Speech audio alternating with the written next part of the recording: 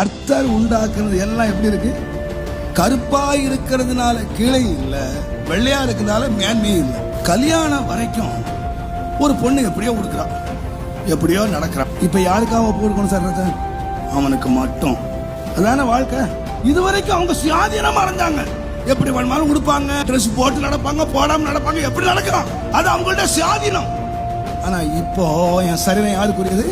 அவருக்கு அது பிடிக்கும், எனக்கு பிடிக்காது. ஆனா அவருக்கு பிடிக்கும், அதனால என்னத்தை மாத்திக்கிறீங்க?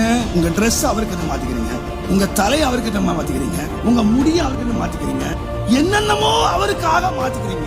நீ எதுக்கு வேஷம் போடுற? உனக்காகவா இன்னொருத்துக்காகவா? காலேஜ்ல அந்த கேர்ள் பார்க்கணும், அந்த அம்மா பார்க்கணும், அக்கா மாதிரி குறைஞ்சவங்களா என்ன?